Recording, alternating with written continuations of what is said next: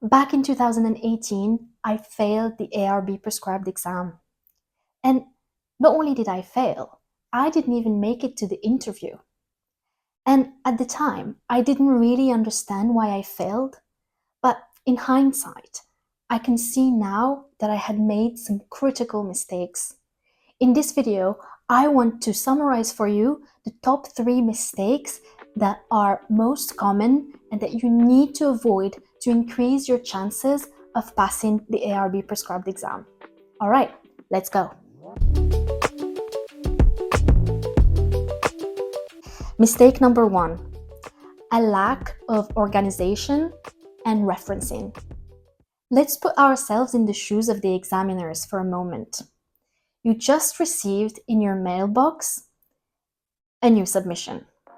It's about 80 pages of condensed drawn project work, covering several projects with all their complexities. You also received a PDF document of written work of hundreds of pages. Okay, you have 90 minutes to make a fair assessment, to find the evidence for 33 of the criteria, all of which are extremely complex, and some of which need to be covered several times in the portfolio. You can see how it all can become very overwhelming. And the portfolio needs to be not only very well organized, but also searchable. Let me explain. What do you usually do when you have a very long PDF document and you need to find the information quickly? You usually use the search.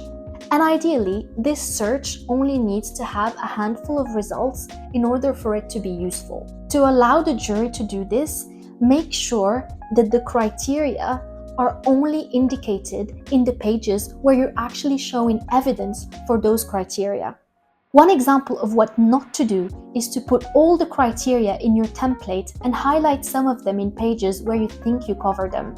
This was okay when the portfolio was printed and when the assessment was made in person.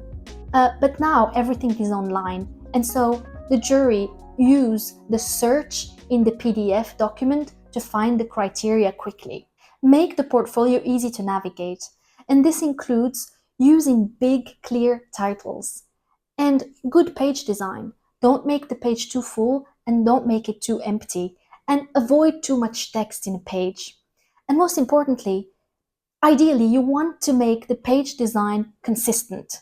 For example, referring to the criteria always in the same area of the page, or even color coding the criteria to make them recognizable straight away. Make sure the evidence can be found through the matrix. The first time I applied for the exam, I didn't pay much attention to the matrix. I thought, as long as the evidence was in the portfolio, then if the jury looked properly, they were going to find it and I was going to get the point for it. That was obviously the wrong approach. Because this is an evidence-based exam, the jury cannot interpret any information. In order for them to assess any evidence, it needs to be clearly indicated, and that is mainly through the matrix. You need to be able to point to it and make it easy to find through the matrix. Mistake number 2 is underestimating the value of written work. There are specific criteria that are best covered through written work, and these are GC 2.1, GC 2.2, 3.1, 3.2, 4.1, 4.2, 10, and 11. The mistake I made the first time around is that I looked at all the essays that I wrote in university, and I just translated them and presented them, even if they didn't really cover the criteria that they were intended to cover. I was reaching. Your essays don't have to be translated word for word.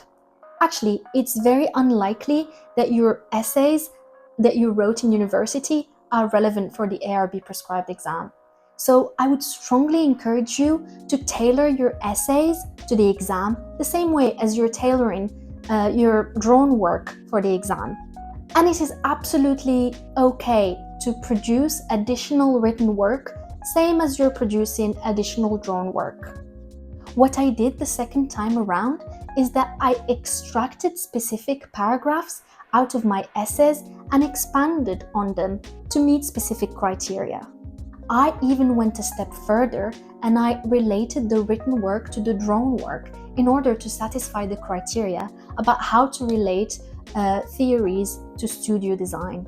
A quick break before we continue. If you're enjoying the content of this video, make sure you hit the like button and consider subscribing. This will allow the channel to grow and more people getting access to this information. Thank you. Mistake number 3 is misinterpreting the criteria. The criteria that are misinterpreted the most are GC7, GC8, and GC9. GC7, specifically the use of precedents. Precedents are also known as case studies. And this criterion is often misinterpreted because in many architecture schools, this is like analyzing case studies and precedents is more of a background task that you don't usually present to your tutor. Rather than considering precedents as a criterion, it's mostly useful to think of them as a design tool that will help you make many design decisions. For example, you can use a precedent to pick a certain methodology, or to pick the right building system for your project, or to even pick the right structure. Almost every design decision can be made through analyzing precedents. And this is what you need to show the jury. You need to show them the whole story of your project. Another one that is easily misinterpreted is the critical appraisal and selection of alternative structures. And this one, again, similar to precedents, it's a background research. You're researching structures, you're analyzing them, and you're making an assessment of what structure works best for your project.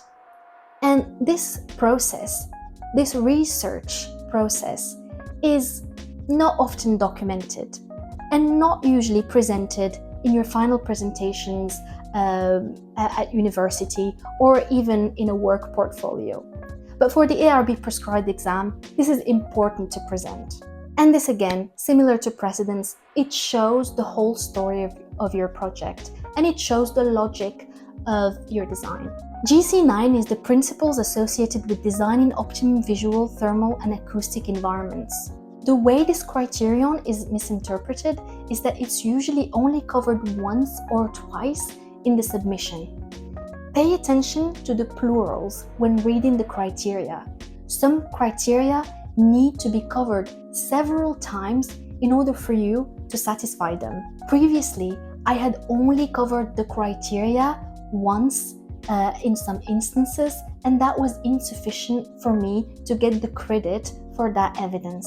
If you want to know more about the types of gaps and how to fill them, I made a video where I explore that more in detail. I hope you found this video useful. Let me know in the comments down below if you found any of these common mistakes surprising.